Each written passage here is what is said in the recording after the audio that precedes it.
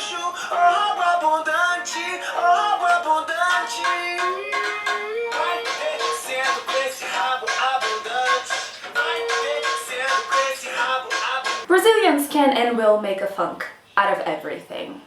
Hi, hello, how's it going? It's Lo. I am aware I look very dramatic today, and I love it. This ended up being like a twins inspired kind of look. I don't know, I'm feeling it. You know what I'm not feeling? The heat. It's hot as fuck, and I actually had to turn off my fan. In a temperature like this, turning off my fan is an act of love. Today, I actually wanted to sit down today, like I talked in my vlog, about my newest renewed obsession, that is The Witcher. If you have been following me on Twitter, if you have been following me around my life, you know I've been replaying The Witcher, and I am full of ideas and thoughts, and I have things that I want to discuss. And because I was playing the games again, I decided, well, this is a good time to revisit these bad boys. Actually, are these books mine? No. I borrowed these books from Sophia right at the beginning of last year, I think, which is when my obsession with The Witcher started. And I want to talk about this today. Let's talk about The Witcher. For those of you who are unaware, The Witcher is originally a series of books created by Polish author Andrzej Sapkowski. The plot of the story basically follows Geralt of Rivia, who is a Witcher. A Witcher is a mutated fighter. They undergo a series of trials so they can be more effective against monsters. So Witchers are genetically modified in order to be better hunters for these monsters, and they get paid for that.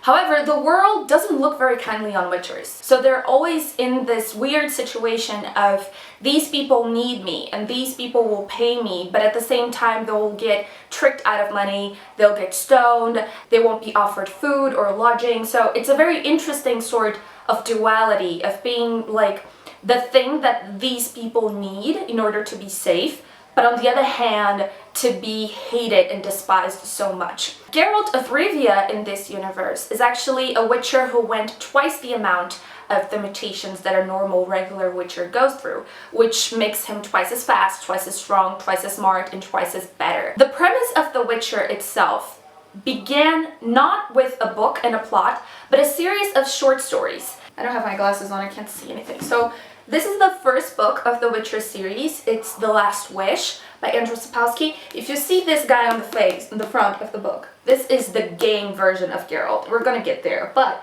this book isn't actually really a book. It's just a collection of short stories telling the story of Geralt as he meets a lot of interesting and important people in this universe, and as he goes around slaying monsters and whatever. And this became wildly popular. And because this became wildly popular, Andrzej Sapkowski decided that he would make this into a series, and then he actually developed a plot, and there are many other characters that were introduced in the short stories that actually became important for the plot later on. The plot of The Witcher begins when Geralt goes to an engagement party, and at this engagement party he gets a child of surprise. Now, a child of surprise is a child that was acquired through the law of surprise. And in this universe, the law of surprise dictates that if you save someone's life, you are entitled to that which that person has but does not yet know. And this can be anything from a pig, a cow, or an unborn child. When the law of surprise gives an unborn child, that child is called a child of surprise. And in Geralt's case, his child of surprise is the Princess Cyrilla of Sintra. And he gets really fucking pissed at the fact that now he has a child of surprise. Destiny can go. Alright. Are you?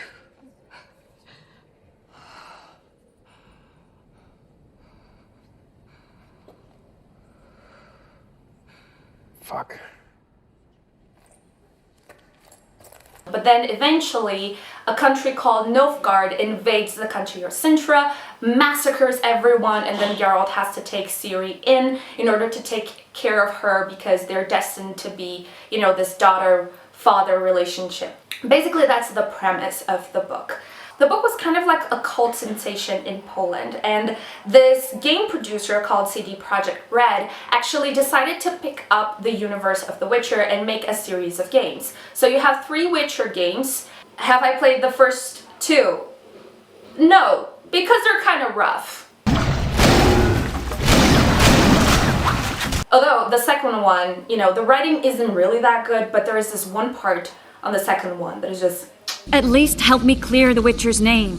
Triss, stop thinking with your vagina and get a hold of yourself. However, even though the first and the second game were relatively successful, it wasn't until The Witcher 3 that the Witcher hype blew out of proportion. The Witcher 3 Wild Hunt won Game of the Year, and it's widely regarded as one of the best open world games of the decade, if not of the century. And because the hype of the game was so high and the Witcher universe gained so many followers around the world, Netflix decided to pick up the universe to adapt it into a Netflix original series that premiered last December, starring Henry Cavill, Anya Chalotra, and Freya Allan. This is the very short story of the Witcher universe and what it's about. Now, what I want to do is I want to go in depth a little bit into each media of the Witcher universe, because the point that I'm trying to make in this video is that the Witcher universe is probably the only series that I can see that was incredibly well adapted into two different mediums. Two mediums that are very incredibly difficult to get right, but not only they got it right, but that it improved on the source material. And for me, this is so rare and so beautiful that I think we should give a closer look to the Witcher universe and all the adaptations that were made to see the potential there is in storytelling in video games and TV shows, but more specifically in video games. So, let's begin with the books. It's kind of difficult to talk about a little bit because I feel like Andrzej Sapkowski has two great things working out for him. The first thing is world building. His ability to world build is amazing. Like, the depth and the level of world building that he's able to put in those books, and everything just makes perfect sense. And, you know, I think most people, when they think of The Witcher, they think of this brooding type of character that is so common in fantasy. But Geralt of Rivia is probably the only one that I know that really has a really good reason to be like the way that he is. Basically, Witcher boys are abandoned at Witcher training schools when they are very young, and they start training like very harshly until they undergo the trials. And in the trials, the survival rate is so low. And I think there is a certain point in the book that Geralt mentions that in his year, whatever, out of 10 boys, only 3 survived. It's a very high mortality rate, and not only because of the harshness of the training, their own life while in the path that they call, you know, the dealings of a Witcher is very difficult. And it's very widely believed that Witchers don't have human emotions and that Witchers cannot feel what things feel.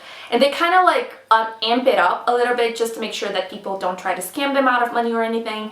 But it's very difficult for Geralt because he is a person that has a very strong moral code and he really wants to help people. He's a really good person, but he has to have kind of like this stony exterior because otherwise people will just rip him a new one and he won't survive in this world and as this thing that he is. By the way, leads me to a second point. Andrzej Sapkowski has an amazing ability to create characters. It's a lesson in character creation and character development because all of the characters are so deep and so flawed, but at the same time so interesting, and they have so many layers.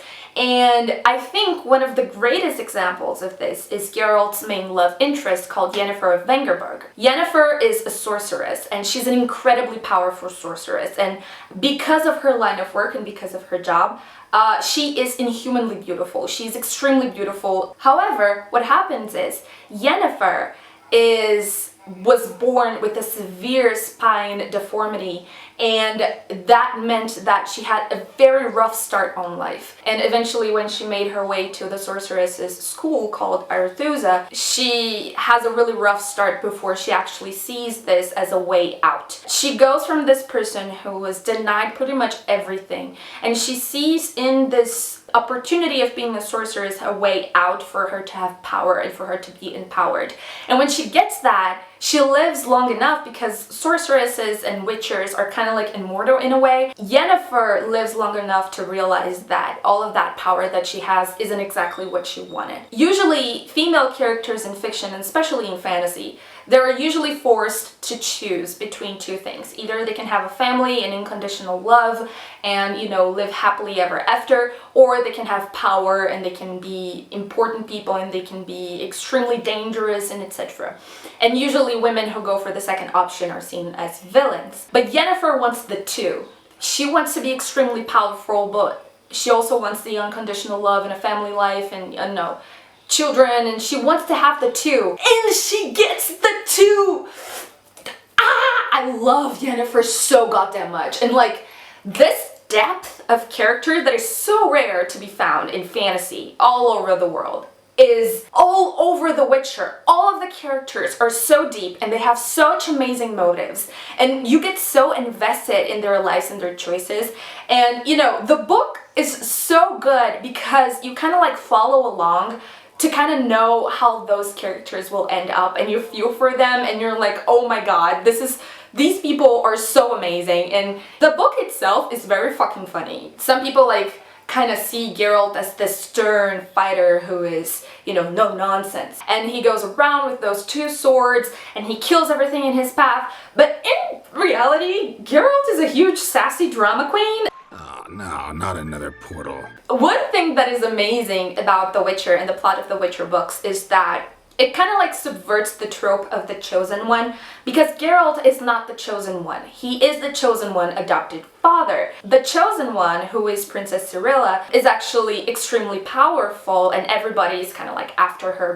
And Cirilla is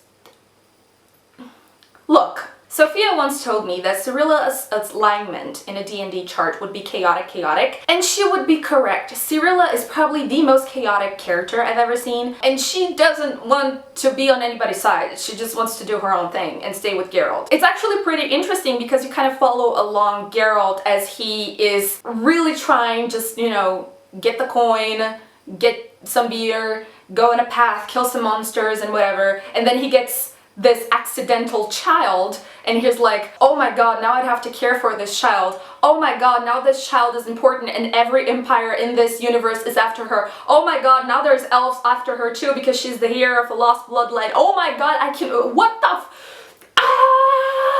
I think like the two strong points of the Witcher books are definitely the world building and the characters.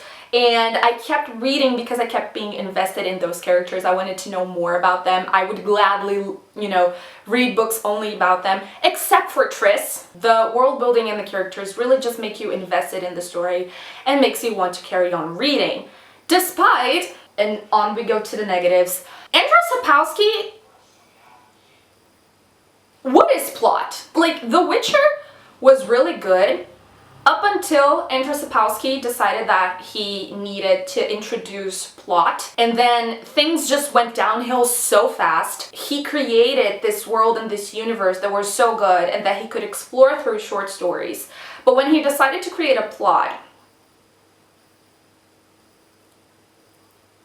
it didn't work out. And the reason why I think it didn't really work out in the books as a whole is because he fell into the old tropes, especially in the old male tropes, of using sexual assault and sexual harassment as plot points.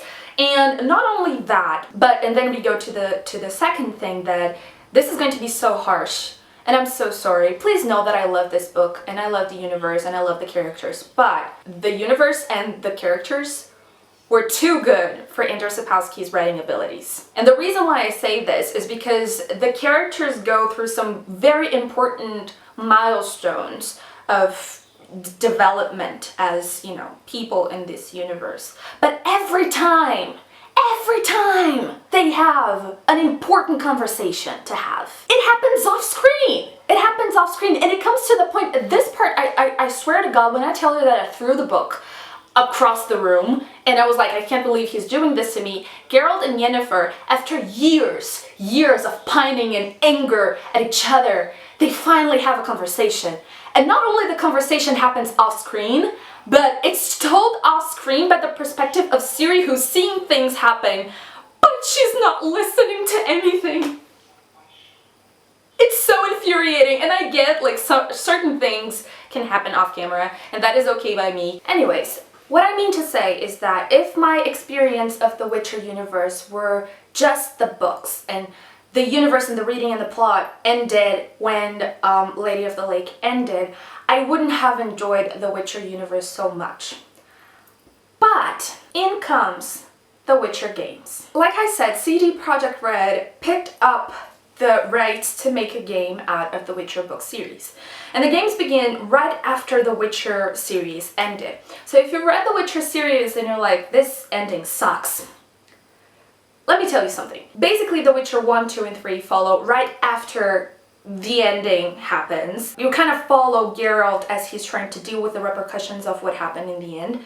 And I'm trying not to spoil here, but The Witcher 1 and 2, it's a choice, but I don't know what the fuck happened with CD Projekt Red in between The Witcher 2 and The Witcher 3. I don't know how, but they pulled out the game out of their asses, and it was just so good. And it was just so good. Like, the writing was so good. There's so many things I could say about the games. I've been talking on Twitter all week, and I really think that we should have this conversation on the potential for storytelling in video games. I know that sometimes we think about video games and we think about, you know, punching people and, you know, whatever, but video games have such a potential for storytelling because it puts the outcome of the story in your hands, and that can be modified depending on what story do you want to tell. Do you want to tell a story about how sometimes it doesn't matter how many people you help, or it doesn't matter the choices that you've made, the ending will still be the same and there are things out of your control? Or do you want to put the responsibility in the hands of the players and make them go, oh shit, this happened and this is all my fault. This is all my fault. Like, the potential is there, and because of the nature of books as a form of media, this is impossible to be replicated by a book. So when you play, especially RPG games, and especially open world RPG games, it's so easy for you to get lost in the world and to get lost in the choices and to really empathize with the main characters and the side characters as you play with them and as you play as them. And I think because Andrzej Sapkowski laid such a strong foundation from the world building in the books, it was so easy for CD Projekt Red to just pick that world, expand on it, and create this absolute masterpiece of a open world that you can explore, you know, to your heart's desire. But then you play as Geralt,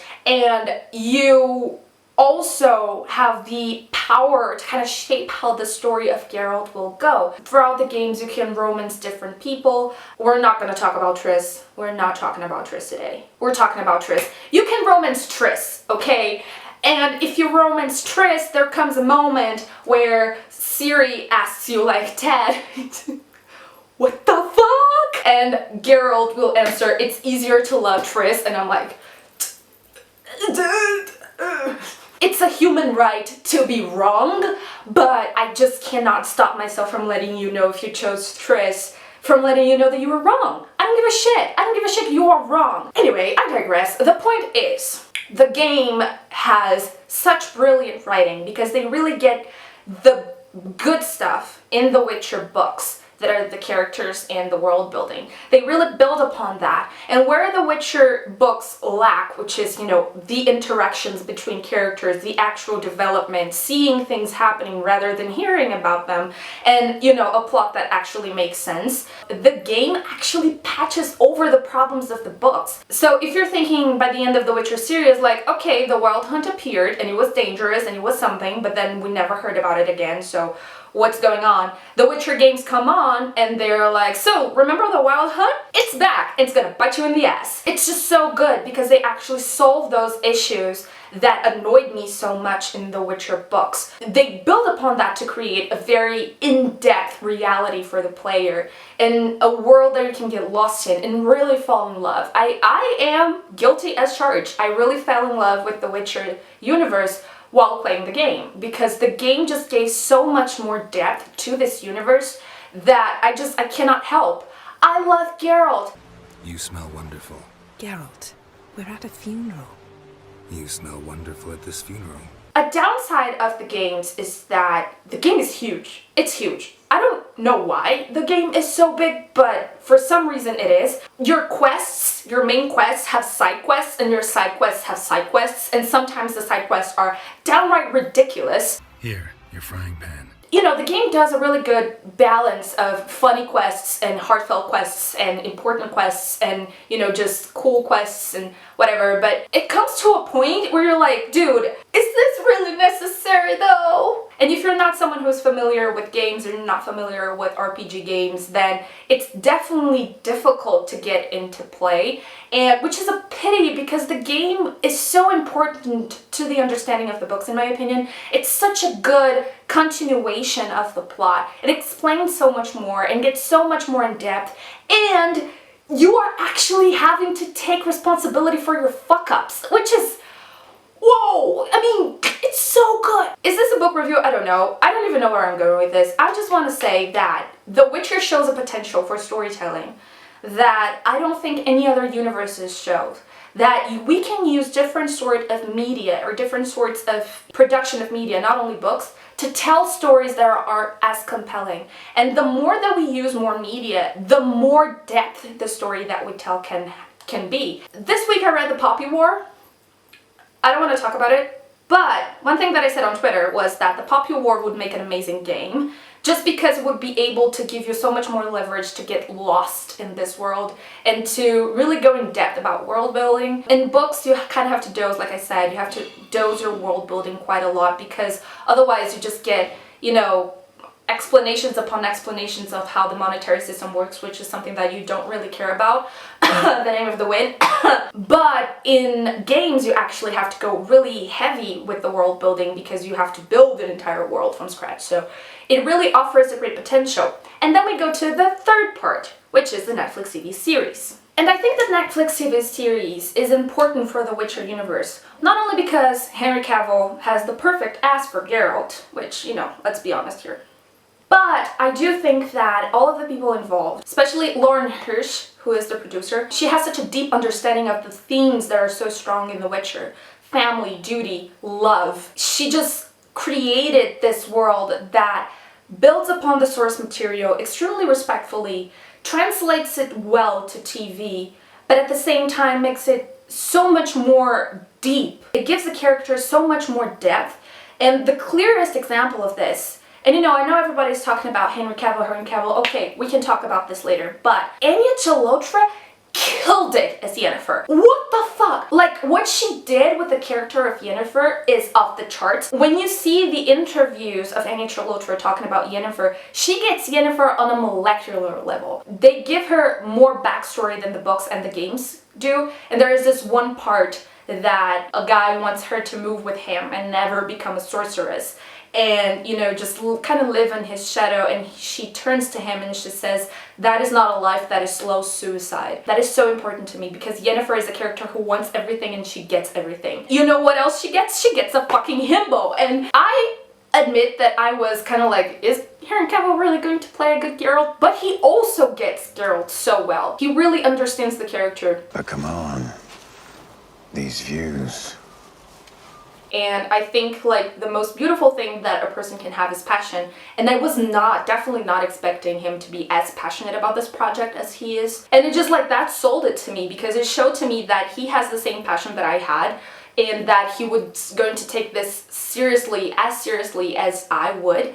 And let's not even begin with Jaskier, because, oh my god, Jaskier! Jaskier was also given such an amazing background, and Joey Beatty just killed it as Jaskier. Like, not the games, not the books. For me, Joey Beatty is Jaskier, and is the Jaskier I need and deserve. Are you perhaps short of a marble? I think that if you are confused with the books and you don't know exactly where the books lie, you should definitely check the TV show out, because it really goes through the beginnings of the books, the part of the plot where, you know, the plot starts to pick up, but it does so in a way that is much more deep and much more comprehensible and actually explores a lot more of the characters than the book does. A problem with the Netflix show is that if you don't know the source material, the timelines can be very confusing. I didn't have a hard time following at all, but if you don't know the source material, you can be quite confused at the beginning. So I would strongly suggest you to read the books, play the games, and then watch this TV series to really kind of appreciate all of it and really have a deeper understanding of the source material and the Witcher universe as a whole. This was a rant. I did a full rant, but what are the conclusions that we have arrived here? The first one is that the Witcher universe explores many different media forms, and I think that we can learn with the Witcher universe that there are many more media forms that we can explore to tell the stories that we want to tell, and to listen and grasp the stories that we want to listen and grasp. We don't have to hold a grudge against adaptations because sometimes they do work in our favor and they build upon the universe so beautifully, and this was the case with The Witcher. Another thing is that if you've never ventured in video gaming before, please do, because it offers such an incredible tool and potential for storytelling. The Witcher is one of my favorite games, but also Dragon Age is one of my favorite series, and it's also fantasy. It's so good. It's so good. And there are many other games that also are heavy on the storytelling and that can give you this feeling of getting lost and feeling responsible for a universe outside of your own. And the third thing is that if you romance Triss, I will find you. Anyways, this was a video for the week. Let me know what you thought in the comments, if you've read The Witcher, if you play the games, if you watched the series, if you think that I'm talking nonsense, or if you think that I'm actually correct. I love The Witcher and I want to talk about it so much. Every time I do Ladies of the Woods, I'm just plucked. I'm wrecked. This was the video for the week. I hope you guys enjoyed it, and I will see you guys next time.